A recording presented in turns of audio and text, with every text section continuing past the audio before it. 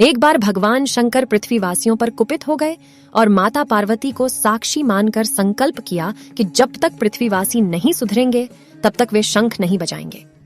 देव जानते थे कि शंकर भगवान शंख बजाएंगे तभी बरसात होगी। इससे घोर अकाल पड़ गया। पानी की एक बूंद तक नहीं बरसी। धरती पर त्राहिमाम मच गया।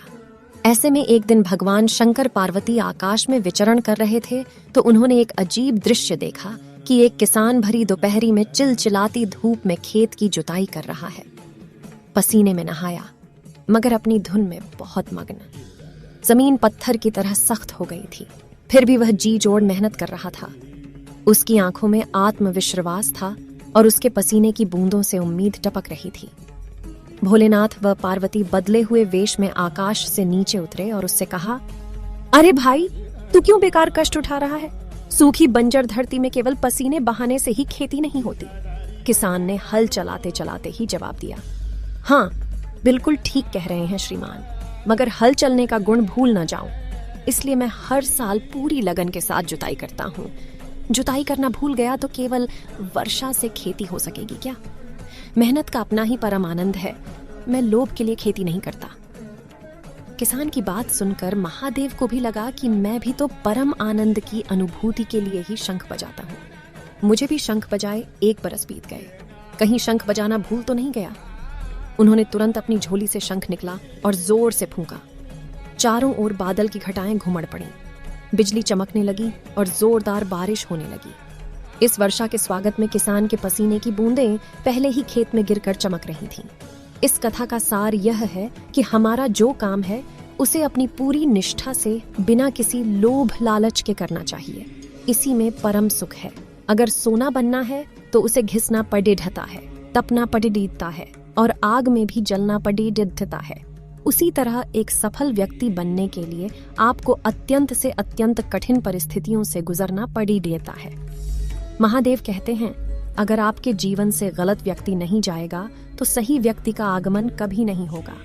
कौन क्या कर रहा है, कितना कर रहा है, कैसे कर रहा है, इन सब से आप जितना दूर रहोगे उतना ही खुश रहोगे। वक्त जरूर आता है पर सही वक्त पर ही आता है, इसलिए सब्र बनाए रखें। जो लोग आपका मुकाबला नहीं कर सकते वो लोग आपसे नफरत करने लगते हैं। महादेव कहते हैं, मूर्ख लोगों से कभी विवाद मत करो। मूर्ख लोगों से विवाद करने पर नुकसान आपका ही होगा।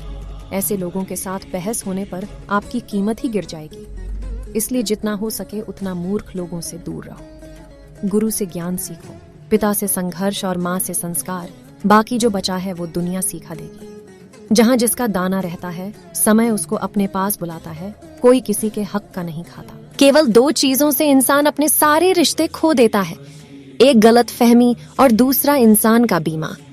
भीड़ हमेशा उसी रास्ते पर चलती है जो रास्ता आसान लगता है, लेकिन इसका मतलब यह नहीं कि भीड़ हमेशा सही रास्ते पर चलती है।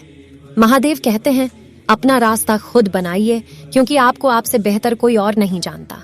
मन से ज्यादा उपजाऊ जगह कोई नहीं है, क्योंकि वहां जो कुछ भी बोया जाए बढ़ता जरूर है, चाहे वह विचार हो, नफरत हो या प्यार।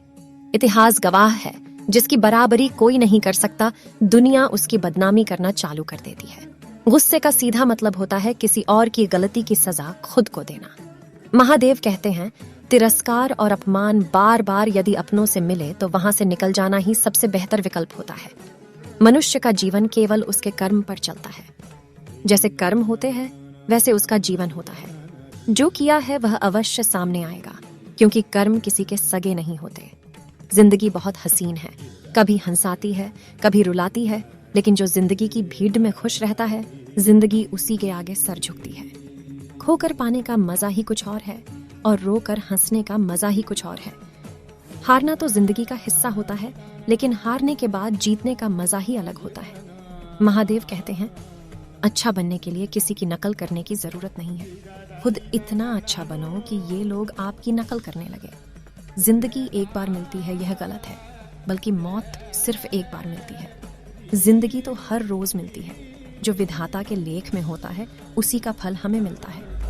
विधि के विधान को स्वयं ईश्वर भी नहीं टाल सकता है। महादेव कहते हैं, जिस व्यक्ति के पास आपके लिए मान सम्मान और कदर ना हो, उनके साथ रहना व्यर्थ है। वो सदैव आपके लिए सत्ता का भाव रखते हैं। ऐसे व्यक्तियों के साथ रहने से उत्तम है आप अकेले रहिए।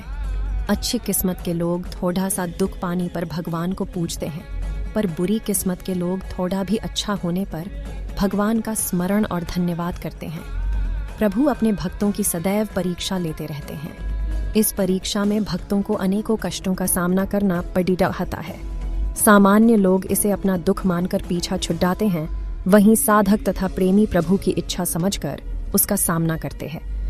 जो लोग कहते हैं अपनों के आगे झुकने में कोई बुराई नहीं, उन्हें ये भी मालूम होना चाहिए कि जो सच में अपने होते हैं वो कभी झुकने ही नहीं देते। दिव्यता केवल शक्तिशाली होने में नहीं, बल्कि वास्तविक दिव्यता दूसरों में शक्ति जागृत करने में है। महादेव कहते हैं, जब लोग आपकी बुराई करें तो परेशान ना हो, क्योंकि वो लोग आपको महत्व देने का कोई और तरीका नहीं जानते। सबसे ऐसा व्यवहार करें कि कोई आपके बारे में बुरा भी कहे तो कोई उस पर विश्वास ना करें। हर हर महादेव।